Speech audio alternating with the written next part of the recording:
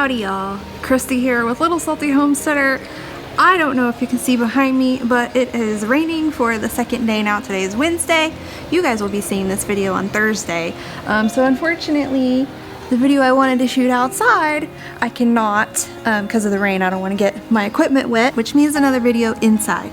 What I want to talk to you about today, since I can't do the outside video, what I want to talk to you about today is some of the plants that I will be growing in my spring and summer 2023 garden. Now, this list that I'm going to give off is not going to be an all-inclusive list. I have far too many different varieties that I'm growing. This video would be 4 hours long and you guys would lose interest. So for the sake of time and you guys, actually watching this video and maybe me providing some fun varieties for you guys, I'm just going to name the ones that I am most excited about or the ones that I think will be most beneficial to the garden overall.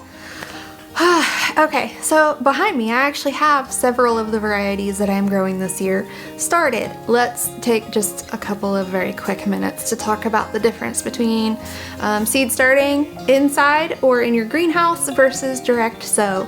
Most of you probably already know this information, but if you don't, seeds starting is whenever you start your plants in a smaller cell and sort of get them germinated and growing in an attempt to extend your growing season. Direct sow is whenever you take that seed and you plant it right outside. Now, many of these plants that I have started inside, you can actually direct sow, but because Texas gets so hot so quickly, I start my tomatoes and my peppers and a few other things inside to try to give them a little bit longer to get to that fruiting / harvesting point before the summer just takes over and it gets bonkers. So the reason that I'm telling you that is I'm going to talk about the varieties that I am seed starting, and then I will talk about the varieties that I am direct sowing. So the first thing is peppers. My husband and I love peppers. We both really love spicy food. Even my middle son, Logan, is a big fan of spicy food. There is a video on my TikTok of him trying different hot sauces and his reaction to those. My oldest son also likes spicy food, and he kind of takes it as a challenge to face those things. So I try to grow lots of peppers. We also love to eat salsa, so we need peppers for salsa. So I'm definitely growing jalapenos and serranos. I'm trying to grow a rainbow of jalapenos. So I have just regular green varieties, and then I have a lemon spice, orange spice, pumpkin spice, and then a Czech black, which isn't technically a jalapeno, but it looks like one. So I'm just gonna lump it in there with that. And then the next two peppers are actually favorites from last year that I'm growing again. They will actually probably stay permanently in my garden every year from here on out unless we find new favorites to replace them. The first one is Buena Mulata, which its origins are in Mexico and South America. They are a cayenne type pepper, but the cool thing about them is that they are actually purple. And then eventually they'll ripen to red, but as they ripen, it kind of goes through like a sunset rainbow of colors, so it gets peachy and then orangey and then finally the red, and the flavor is just, and the plant was super prolific last year. It was my first and last producer and stayed consistent throughout the summer, even whenever we were in the middle of a drought and 100-degree temperatures for what seemed like an eon. So we really love that one. My husband really loves that one. He is convinced that the reason that he doesn't get sick very often is because of all the peppers he eats. The second favorite from last year is the Sugar Rush Peach. This one, the peach, aside from it actually being peach, it is has a bit of a peachy fruity flavor. It is spicier than a jalapeno, but not as hot as the cayennes. So you can stand to eat it if you like mildly spicy, medium spicy things. We really like it. I want to try to make some hot sauce with it this year, some like fermented hot sauce, because I think it would be fantastic. Other than that, as far as hot peppers go, nothing really super interesting.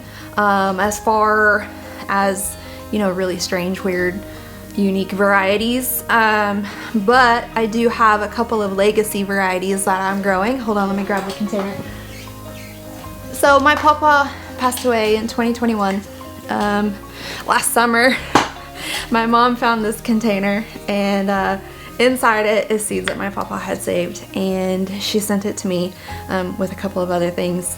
And there's some things that I already had seeds for, but he also sent habanero and ghost pepper. So my mom sent habanero and ghost pepper seeds.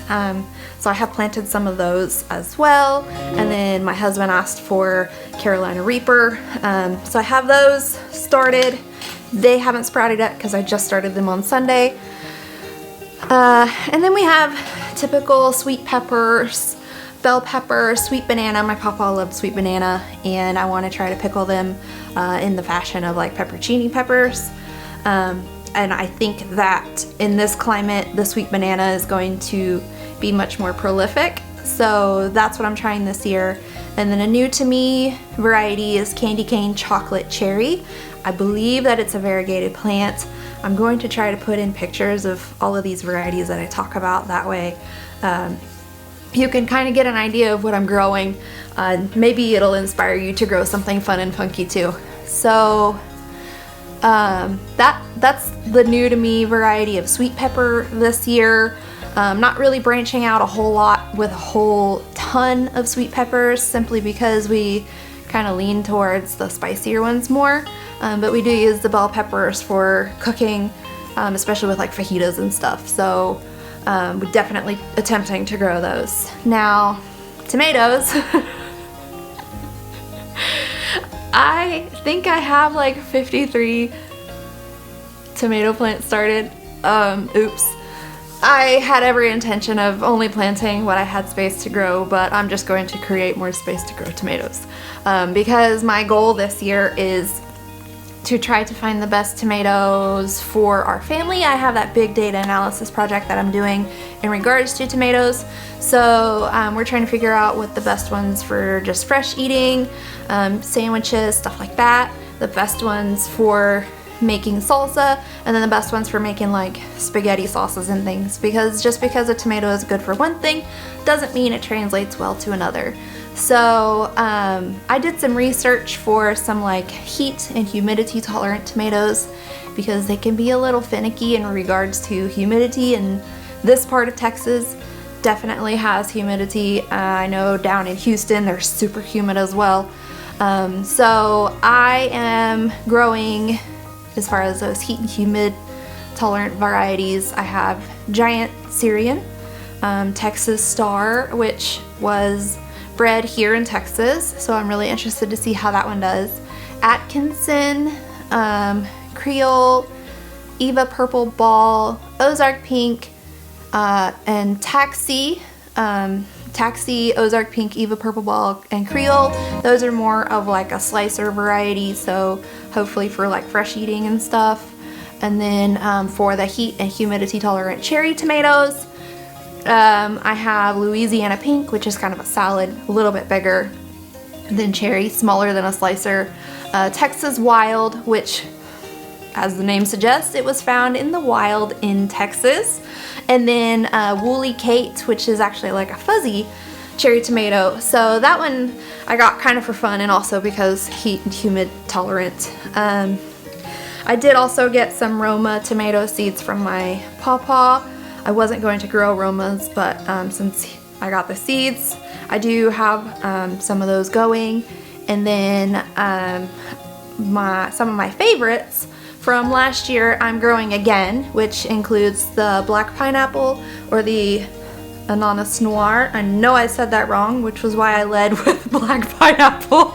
And then I'm also growing San Marzano. I know a lot of people have a lot of luck with that, especially here in Texas, so I'm hopeful that it's going to be a good tomato year. Back to the favorites though, Black Beauty and Carbon, and then my pawpaw's cherry tomatoes that I harvested seeds from back in 2021, just before we lost them, and then the blue and blue cream boar berries, and the Evil Olive and the Green Doctor cherry tomatoes. And then two more new to me varieties that I'm excited about. Chocolate Stripes. I think the tomato is absolutely beautiful, so I wanted to grow it. And then this one, whenever I was researching the heat and humidity tolerant tomato varieties, I found this one and it immediately made me think of my papa and his love of westerns, so I had to get it. I don't know if it's going to do well here because I think it was created in California, and sometimes different climates cause tomatoes to act the way they do. So that one is called Clint Eastwood's Rowdy Red. Sorry, my computer that was in front of me just went into like a black screen, like a sleep mode. So turn the light up there a little bit. So Clint Eastwood's Rowdy Red. I am excited to see what that one will do. Every time I harvest a tomato off of it, I will definitely think of my papa. And then I also have started nasturtiums, which I planted for pest control. It's kind of like a trap crop for pests. It's also edible, and then the flowers are absolutely beautiful, and I really like the foliage too. It kind of reminds me of like a lily pad almost. So I have several varieties of nasturtium that I started: Alaska Red, Black Velvet, Orchid Cream, Phoenix, Peach Melba, and then a few more varieties. I'm really trying to introduce a lot of color to the garden this year. One thing that my husband said last year was that he wanted to see more flowers. He wanted to see lots of colors and bright and cheery things. So I'm trying to give that to him because I want him to be able to enjoy the space too. He lives here, duh. So I want him to be able to go out there and sit there and find the place to be as joyful as I do, even if he doesn't garden. So part of that means bringing in more flowers, which I'm good with. So I'm trying to add in some that will draw in pollinators, repel pests, maybe possibly be edible, a combination of all three. Nasturtiums is one of those, and I got those started on Sunday as well, so we shall see. I'm also going to direct sow some just to see which do better for me, because some people have luck one way and some people have luck another. I'm also starting a ton of basil. So basil is one of the most beneficial things that you can plant in your garden. One, you can go harvest a ton of fresh basil to put on your pizza, which is amazing, but it will also help repel hornworms. And once you let it go to flower and start creating seeds, the bees absolutely go bananas over it. So, and aside from pizza, you can harvest it and dry it and save it to use throughout the year. You can also make teas with it. So I'm trying to grow, excuse me. So I'm just trying to grow a plethora of basil with the idea that I'm going to be repelling hornworms, because I dealt with that horrendously last year, and also helping the bees, and we will also get to eat a lot of basil. So Blue Spice is my absolute favorite variety. It smells so amazing outside in the middle of summer. You can smell it from 5 feet away. It is just, it's my favorite. And the flowers are kind of like a lavender purple, and there's like little orange spikes coming off. Super beautiful. I love it. I'm also planting several varieties of purple basil, lemon basil, Thai basil, holy basil, and then this other one that is like super pollinator attractant is called cardinal basil. And the flowers on that one are actually like a very dark red, and it's just like a huge cluster of flowers. So I'm really excited about that one. I grew it last year, and that was my biggest basil plant. It got like 3.5 feet tall. It was massive. So I'm very excited about that. And then I soon will be starting marigolds. I have several that I have here, and then I'm participating in a seed swap right now, and some folks are sending me some more different varieties of marigolds for that. So there's going to be probably 10 or 12 varieties of marigolds. Those are wonderful for pollinators and also as like a pest repellent. After your marigold has been established for a while, the roots repel the harmful nematodes, and then the flowers will attract pollinators. And then the plant itself can be kind of a trap crop for spider mites, which I need because I battled last year as well. So like I said, several varieties of marigolds. My favorite one, the one that was the most beautiful for me last year, was the strawberry blonde. It's kind of like a muted mauvish pink color. It's really unique. The seeds came from Burpee.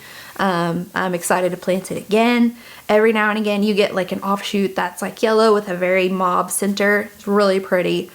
And then I did start some eggplant.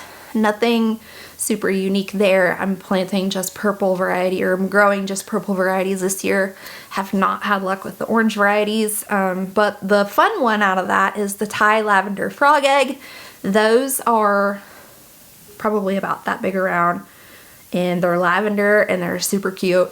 The flavor is eggplant, you know, there's nothing like super amazing about the flavor, but they're so adorable. I just want them in the garden. And then I also have several culinary and medicinal / tea herbs that I'm going to be starting very soon, this weekend I think. So chives, cilantro, dill. I'm going to attempt to grow cumin. My husband is half Indian, so we make a lot of curry here. We use a ton of cumin, so I thought it would be cool if I could grow it. German chamomile, hyssop, anise hyssop. Some of these are just for pollinators. Some of these I will use for food. Some of these I'm going to use for tea. Some of these I'm going to use for multiple things. And then lemon balm, lemon bee balm. I have a Greek oregano that's doing pretty well outside, but I'm going to be planting a za'atar oregano, which is like a Middle Eastern type of oregano. And then parsley, wild bergamot, peppermint. I'm going to keep that strictly in the green stock because I don't want a whole yard full of mint. Marshmallow and yarrow. So really excited to get lots of herbs going. All the herbs are going to be going in my green stock, the one that's on my patio. So I think that will be really interesting to look out and see all those different herbs growing in there. But that is pretty much the end of the seed starting stuff. I'm almost done starting seeds. I just need to start marigolds and the herbs. The rest of this will be direct sown right after the last frost. So our estimated last frost date is March 18th. I will keep an eye on weather, and if I don't see any frosty conditions around the 18th, I will go ahead and direct sow bush beans, zinnias, okra, sunflowers, calendula, and borage. The bush beans are for me to, obviously we're going to be eating them, but also they are nitrogen fixing, so they are a companion plant. I will be planting them with tomatoes to start. They're very shallow rooted, so they won't interfere with the tomatoes growing. What they will do after I harvest all the beans off of the plants whenever they're done, because the bush variety sets a certain number of beans and then, they quit. After I harvest all the beans, I will let those plants die, and then they will deposit all that nitrogen back into the soil, which is going to help my tomato plants because they're very heavy nitrogen feeders. And then, so I have several different colors. Our favorite variety of bush bean is the dragon tongue bean. It's kind of sweet, so we tend to like it a lot more. It works really well for stir fries and stuff. I am growing a number of colors of beans just because I think that they look really interesting. Whenever you cook them, they all turn green, but at least whenever they're growing, you get a variety of colors. And then I am also going to be planting black garbanzo beans. This is partly the reason for this is for the nitrogen fixing for the soil, and also because a lot of the Indian dal curries, so that's like their lentil or their bean curries, those actually use black garbanzo beans. So I thought it would be cool if I could harvest dry black garbanzo beans to use in some Indian dal. So zinnias, I'm planting any color I can find. My husband said that he wanted a lot of color out there. So I'm trying to get like super bright colors for him, and then I already have like a coral orange one, lime green, hot pink. I have an orange and red orange, a pink and white variety, a red variety. I have a yellow variety on the way. And then I also have the whole Queen Lime series. I like those. I tend to like the muted color palettes a bit more. So I have all of those Queen Lime to sort of feed that, muted color palette love. So I have all of those. And so I'm super excited to plant those. Okra, we love okra here. There was a time that I did not. There was a time that I hated okra because the way that I knew it either reminded me of boogers or snot. And I know that that's disgusting, but that's what it reminded me of, and I couldn't stand it. My father-in-law, Jake's dad, showed me how to cook it in a way that I actually love it. I also love it in gumbo, and I also love it stewed with tomatoes and stuff. So as it turns out, I just don't like fried okra or boiled okra, but I like it any other way. So I'm growing lots of different types of okra. Most of the ones are really well known, but some of the fun ones are Jing Orange, which is an Asian variety, Motherland, which comes directly from Africa, and then I have an Eagle Pass variety, which is from West Texas, and then someone is sending me Heavy Hitter, which is supposed to be a very prolific producer. So really excited about that. I really love okra. We have to buy it at the grocery store right now because we don't have it, and it's really expensive. So I'm excited to grow it. Those are going to be going in the Vigo raised beds with the sweet peppers and some flowers and herbs. So then we have sunflowers. Last year I grew 2 dwarf varieties, which they still grew to be like 4 feet tall. So they're not like super small. And I'm going to be growing them again because they're beautiful. I have added to that with some normal size varieties, and then I'm receiving some more dwarf varieties in the mail as well. So the ones that I'm growing again are the Miss Mars, which is like a dark red, and then the Tiger Eye, which is your typical yellow and orange. I'm also going to be growing the chocolate cherry, which I'm stoked about because I really love like the dark colored flowers, and then I just have like a tall sunflower variety, plus whatever the ones that I'm receiving in that seed swap. Calendula. This one, they say it repels hornworms, so I'm planting it everywhere. It also is supposed to repel the bad nematodes. Now there's 2 types of nematodes, good ones and bad ones. You want the good ones. This is supposed to repel the bad ones. It's also pollinator friendly. And if you have eczema issues, the flowers can be soaked in like a skin safe oil, and in theory, you can use it to assist with eczema issues. The Racina variety is the best for the skincare, but I'm going to be growing that one, but I'm also going to be growing some other fun ones, Pink Surprise and Coffee and Cream, and Snow Princess. And then I have a few other varieties as well. Those were just the ones that really stuck out to me as the most beautiful. And then Borage, this is pollinator friendly. It is edible. They say it tastes like cucumber. And since I don't currently have a container friendly cucumber plant, maybe I can at least eat some borage flowers for some cucumber like flavor. And it also does have some medicinal qualities. So I'm going to be planting the blue, which is the most well known, and I'm also receiving some seeds for white. So I'm really excited about that. I have grown borage before, but I think that I placed it in an area that got too much sun and it turned into a crispy critter. So it didn't make it through the super hot Texas summer. So I'm going to try to plant it in either a place that has will have shade cloth or a place that hits the shade early. So we'll see how that goes.